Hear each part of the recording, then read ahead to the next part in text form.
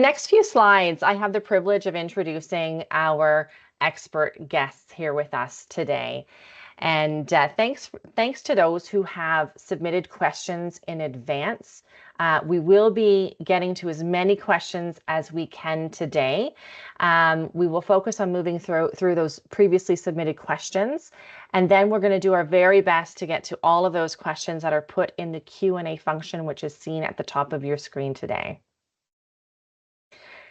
It is my pleasure to introduce Dr. Robert Inman. Dr. Inman completed his undergraduate degree at Yale University and his medical degree at McMaster University.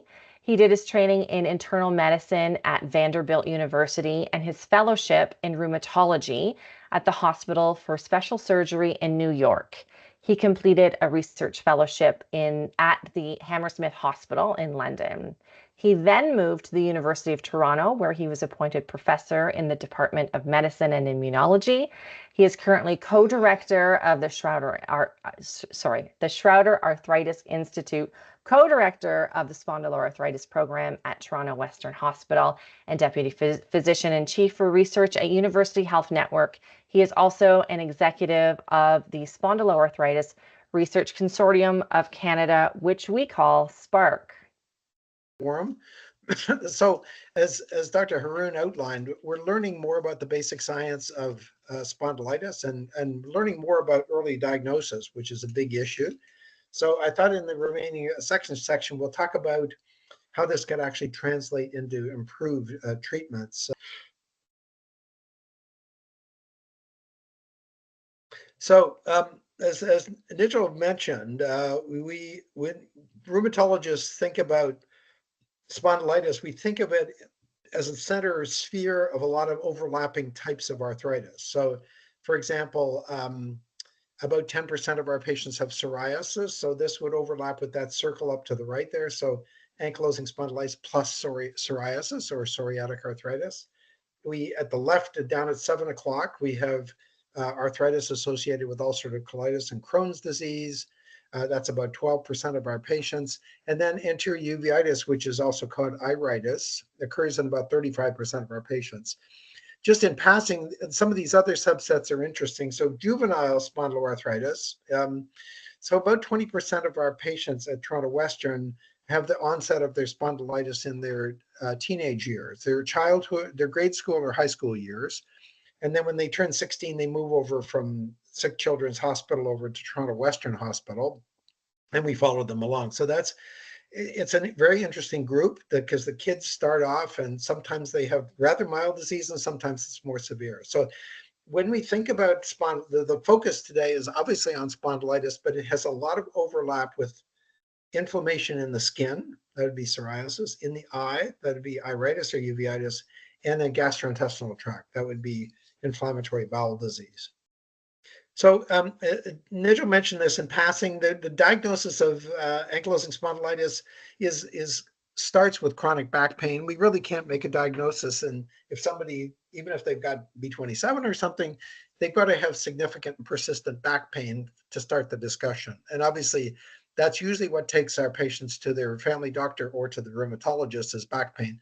But the interesting thing is as Nigel mentioned, the X-ray is really an important part of the diagnosis, much more so than say in rheumatoid arthritis.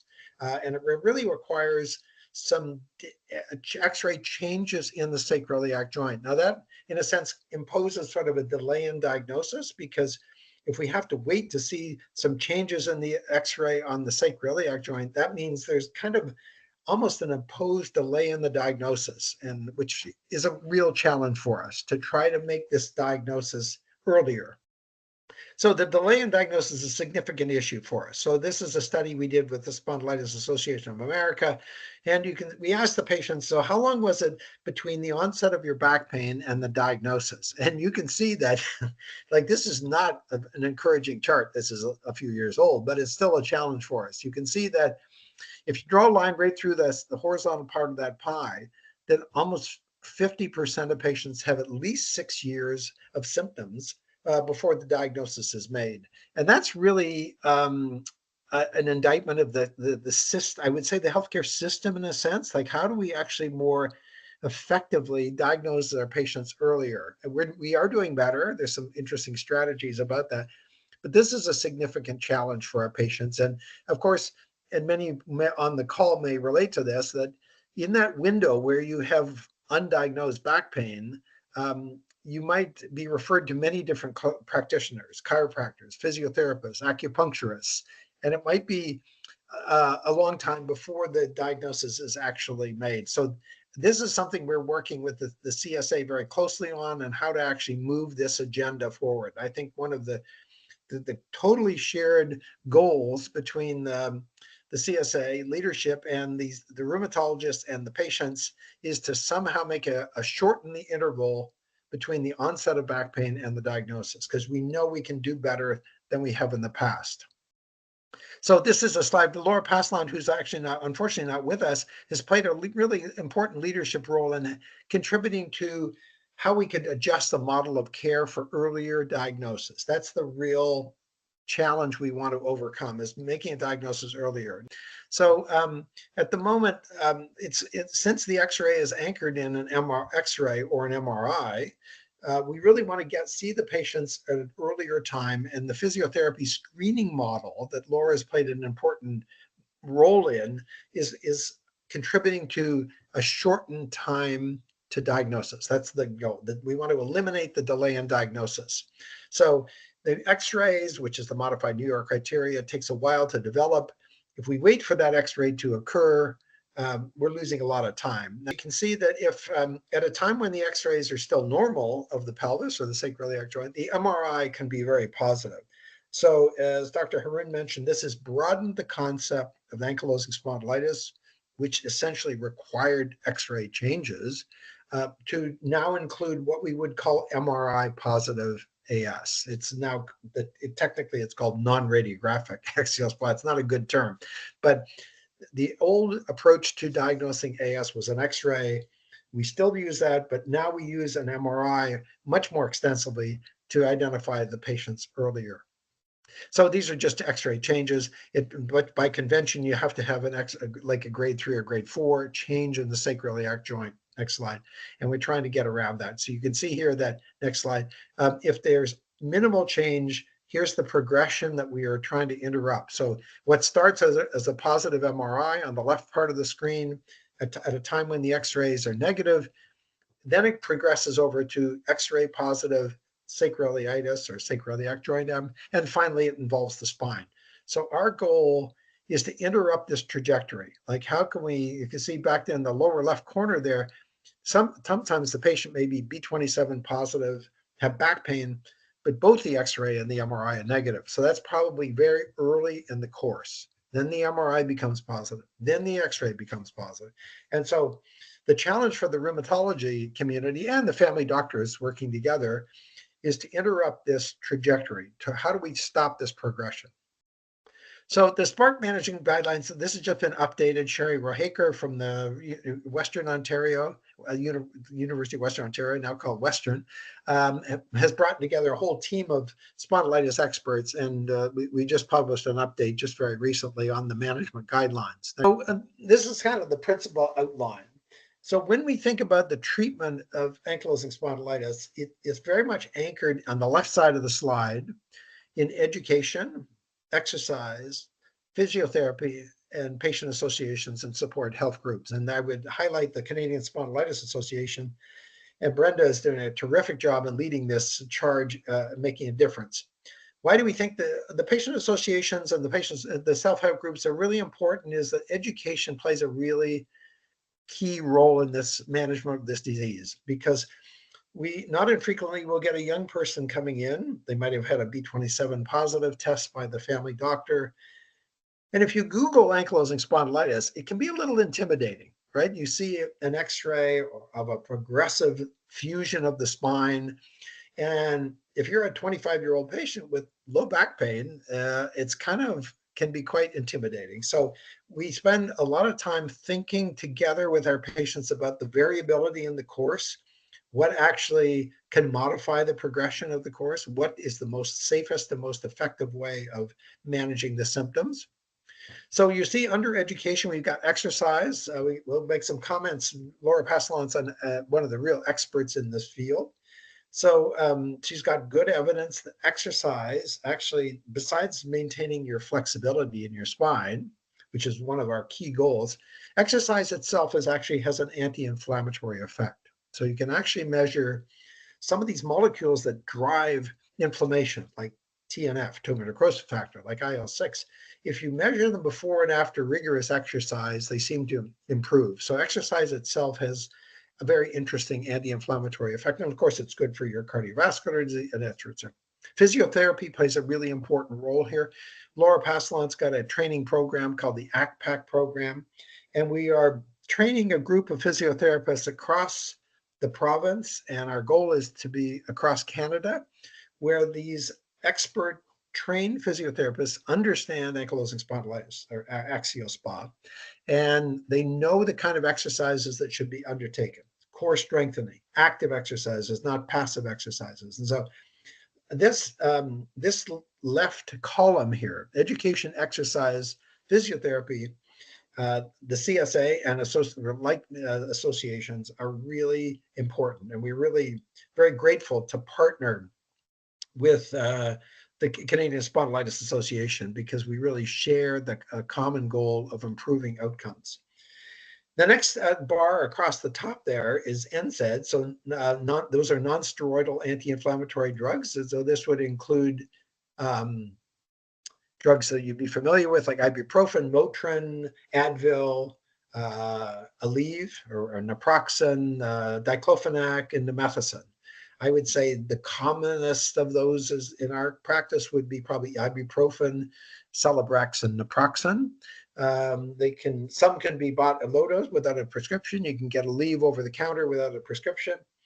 The reason that NSAIDs, non-steroidal anti-inflammatory drugs, are considered the cornerstone of pharmacological management is many times they make a significant difference in the symptoms.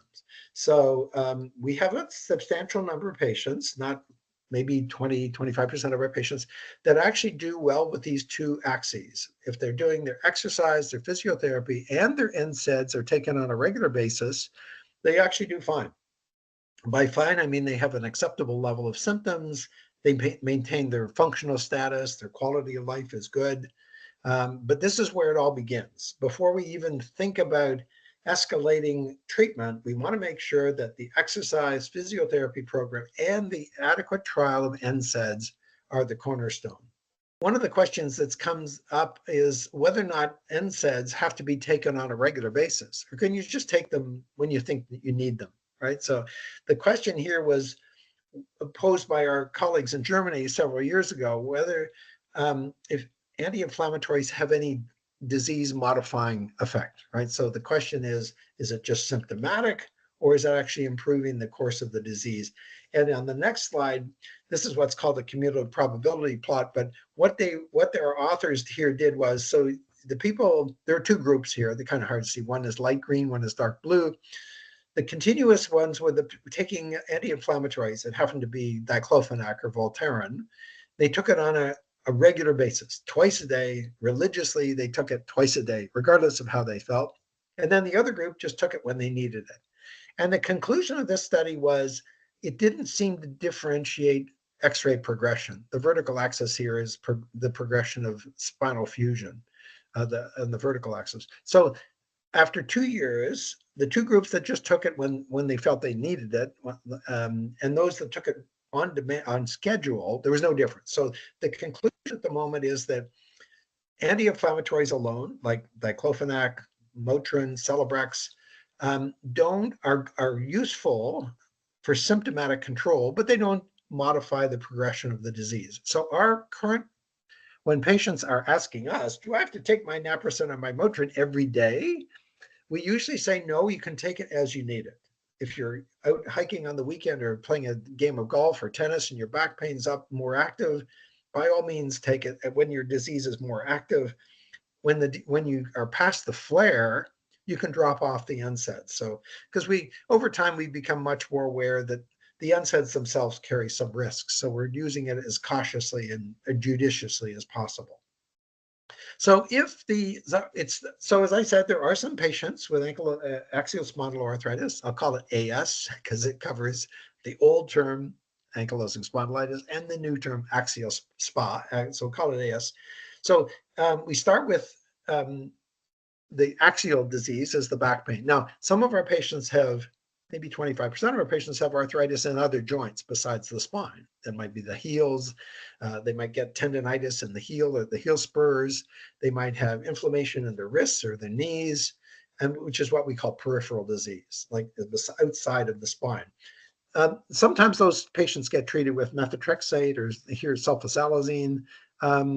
Those are drugs that are used for rheumatoid arthritis and psoriatic arthritis, but although they can be useful if you're experiencing a lot of hand, foot, hip, knee pain, if it's primarily spinal disease or what we're calling axial disease here, it's been found rather disappointingly that those drugs like sulfasalazine and methotrexate actually don't work on the spinal arthritis. So this has kind of simplified the approach because we start with an adequate control of NSAIDs. And what that usually means is at least 2 weeks of 2 different NSAIDs. So you'd be taking naproxen twice a day for 2 weeks, and then a trial, say, of Celebrex or ibuprofen for 2 weeks. And if that's not controlling the spinal or the axial disease, the next stop is biologic treatment, right? So that is this decision, when you go from NSAIDs alone up to the addition, when you step up, or what we call escalate, when we escalate the treatment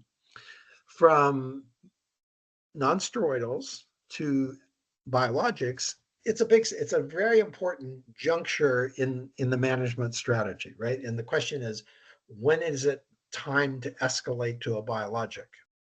So let me just make a couple of comments on that escalation. I would say the dominant factor when the rheumatologists and the patient come to a decision that the nonsteroidals are not getting the job done and we need to escalate is primarily anchored in symptoms, right? So that's the dominant factor. When the back pain and the associated fatigue and stiffness is not well controlled, it's impacting the patient's quality of life, their activity, their enjoyment of sports and recreation. When the back pain is still a significant patient problem, then that's grounds enough to have a serious discussion about escalating out to a biologic, right? So that's the other thing in passing I would say is that sometimes the NSAIDs alone can carry problems. So, for example, patients with underlying inflammation in the bowel, inflammatory bowel disease, really can't tolerate NSAIDs. So we may say, well, I'm obliged to give you a trial of NSAIDs before the biologic, but there are some patients that simply can't tolerate NSAIDs. And patients, say, with Crohn's disease would be one example.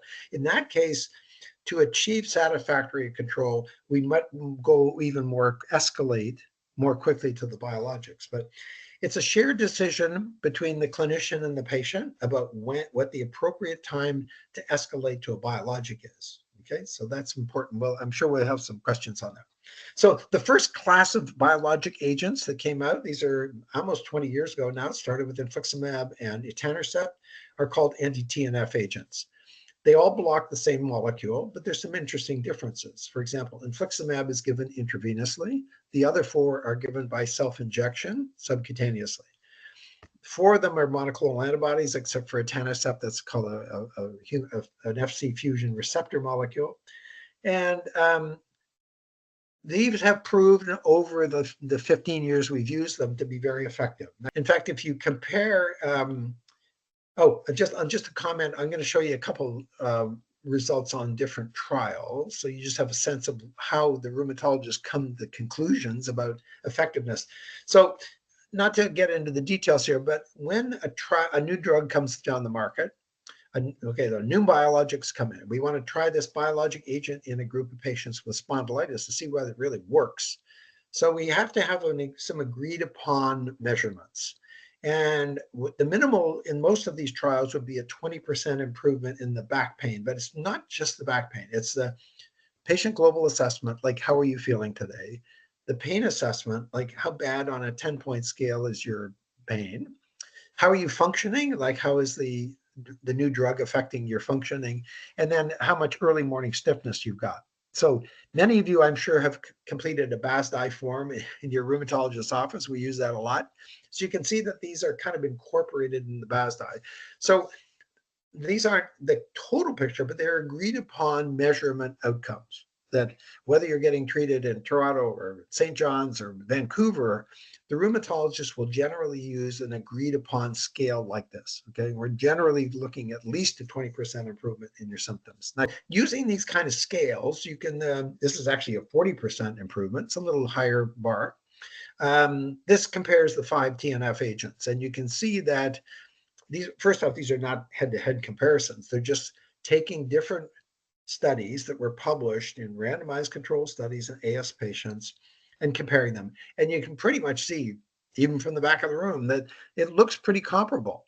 Like when you compare infliximab, etanercept, adalimumab, golimumab, and certolizumab, they all pretty much look comparable. So that's an important consensus. And I think that most rheumatologists now subscribe to the fact that these are pretty equally effective. I would say some of these names might or might not be familiar to you. So infliximab was called Remicade at the beginning. We now have biosimilars like that we use. Inflectra is one example. Etanercept was always Enbrel. Now it's Rensis and Erelzi. Adalimumab, which is always at the beginning was Humira, actually has quite a variety, Adaccio, Hyrimoz, etc. So what's happened in the last 3 or 4 years is the originator, in other words, kind of the brand name drug, went off patent, and now the biosimilars, or essentially generics, are now available.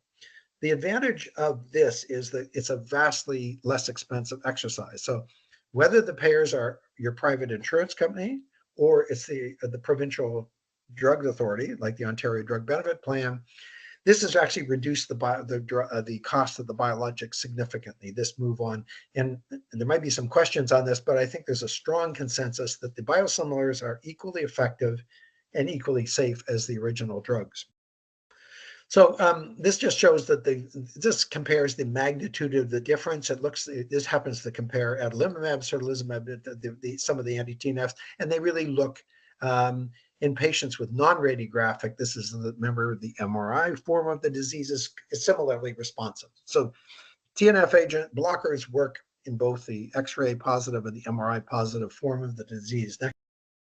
And this reinforces that. Comes from a biologic registry in the UK, and it didn't really matter like whether the rheumatologists had called this non-radiographic the MRI form or the X-ray form. Both groups were comparably responsive to biologics. So as time has passed, there's less, I would say, less attention paid to this discrimination. Sometimes it's important to get adequate coverage for your biologic. When we file with your insurance company, we have to justify why we're certain of the diagnosis and whether it's anchored in the X-ray or the MRI. So that's still part of the discussion, but it looks like regardless of the different subtypes of AxSpA, they're equally effective, responsive to biologics. So clearly the symptoms are improving, right? So the pain is the most dramatic change. And if you've had a good response to biologics, you probably, many people on the call may know this. We saw a patient today in clinic who had like 5 years of back pain, and after first injection of a TNF monoclonal antibody, she knew something had changed dramatically. So, and there's some improvement in quality of life and flexibility. The question was whether or not it's just a very effective analgesic, or does it actually change the course of the disease? This is actually a very nice study that was led by Dr. Haroon several years ago. It involved 4 centers in the United States, as well as the center at Toronto Western Hospital. And that was the first study that showed that the TNF inhibitors actually reduced the progression to spinal fusion. So this is really an important paper, because originally it was debated whether the biologics actually modify what we call radiographic progression, which would be the tendency to spinal fusion. And you can see here, by the way, that the earlier you start on the drug, the greater the magnitude of impact on X-ray progression. All right, so this is another reason that I think SPARC CSA, the rheumatology community, and the patients are all kind of adopting a common strategy to diagnose and treat earlier, because earlier diagnosis and earlier treatment, particularly with a biologic, has better long-term outcomes. Okay, so when we're discussing a biologic, we talk about short-term goals, which is improvement in pain and stiffness and fatigue. We talk about long-term goals, about modifying or delaying the progression of spinal fusion. So this was great. The smoking, we found it in the study that smoking is bad too. A study we've actually just published by Evelyn Gendron from Laval, she's back in Quebec City, has also found that alcohol has a tendency to accelerate progression too. So there's not to take all the fun out of the social activities, but it looks like there's some evidence that smoking and drinking might be negative predictors of outcomes. So those are all TNF inhibitors. They've kind of dominated the scene for a long time. And then several years ago, a new blocker came out called an IL-17 blocker. So, these molecules, TNF and IL-17, are small molecules that drive inflammation. So secukinumab is a monoclonal antibody, just like infliximab is a monoclonal antibody, but the target is against this what it's called the cytokine IL-17. And the good news for us here was that if you look on the left, if patients were naive, they've never had a biologic, the response rates were really quite comparable to the TNF inhibitors. So the IL-17 inhibitors like ixekizumab and secukinumab really were response. What was particularly heartening for the patients and the doctors was the group on the right. So these are patients with what we call TNF inhibitor inadequate response. So they've tried Humira and Enbrel and Remicade, it just didn't work. And then they got onto an IL-17 blocker like secukinumab, and they did well. So all of a sudden, instead of one class of drugs, the clinicians had two distinct classes of drugs and gave us a lot more options. So the secukinumab looked good. So this is a study, which is better? A very good question. We face this question in clinic every week. So is blocking IL-17 with a secukinumab better than blocking TNF with Humira? Excellent question. And there have been a couple of studies looking, this is one that's just been published. This is the same kind of cumulative. These are funny, but every little dot here represents a patient. The fact that, so one of these lines, it's hard to tell them apart, right? Because they're totally superimposable.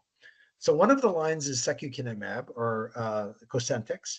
The other one is adalimumab or Humira. And essentially, there's no difference. So both in terms of X-ray progression and in terms of symptomatic control, the consensus is now that the TNF inhibitors, the IL-17 inhibitors are equally effective. Okay, so that is good. It also sometimes makes choosing a little more complicated. This, by the way, I mentioned that these studies are usually measured in the change in the BAS diet, like how much of a difference it made in the back pain. This shows that actually it changes inflammation in the MRI. So if you, one of the things that I think the regulatory bodies and the clinicians have struggled with is these are very subjective symptoms, just to anchor it in pain. So if you actually measure inflammation by how much sacroiliac joint inflammation is detected on an MRI, you can show that they really change. And this study actually shows that, again, secukinumab and adalimumab are very comparable. So in that study, progression was low. And we always include progression as part of the discussion, as again, that's one of the long-term goals. In TNF inhibitor, this is a non-radiographic AxSpA, remember, has a less propensity to progress. In fact, many of our patients with the MRI positive, X-ray negative form actually never progressed to ankylosis.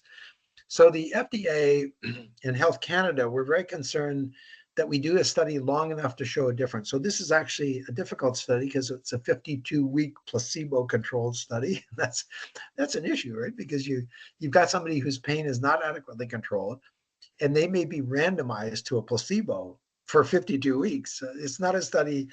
Many patients would not opt to go into that study, right? But the important point here is that secukinumab over 12 months is much better than placebo in the non-radiographic form, even though progression is not part of the discussion. Symptomatic control certainly is. Yeah, and this is ixekizumab. Next slide. This is just to show you one other comparator study.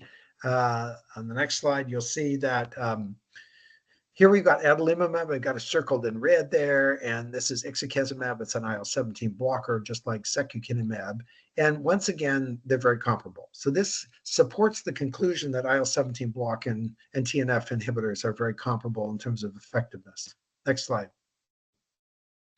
Yeah, so this is ixekizumab, this IL-17 blocker working in non-radiographic axial SpA, the same conclusion as secukinumab, which is great. This is all very positive. So IL-17 blockers are very effective for psoriasis, for psoriatic arthritis. It turns out less so uveitis, not clear, but certainly for inflammatory bowel disease, IL-17 blockers are not effective. So one of the concerns was IL-17 blockers have been tried for Crohn's disease and have not found to be effective. So there has been concern that if you use a drug like an IL-17 blocker and somebody's got unrecognized bowel inflammation, it might make it worse. The general impression is that's not the case. So this study compared IL-17 blocker with a TNF blocker, etanercept, and there was no unexpected rise in the frequency of inflammatory bowel disease. So at the moment, that seems to be a legitimate concern, but not really at the bedside. Next.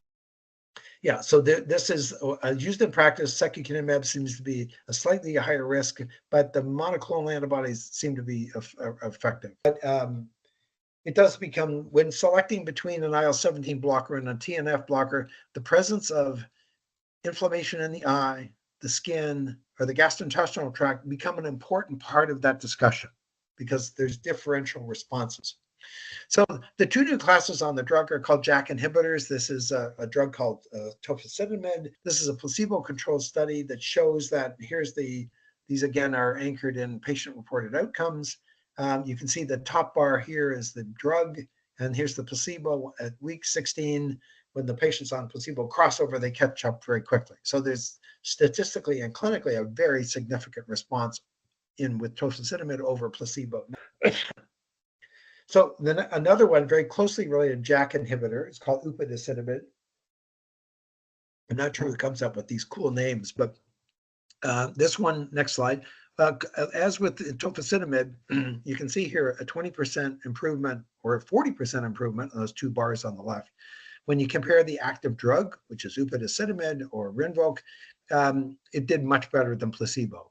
And on the right-hand side, you can see that besides these kind of subjective symptoms, like how's your pain feeling, if you look at changes in inflammation in the sacroiliac joint as defined by an MRI, that also provides objective evidence that the inflammation is improved with upadacitinib.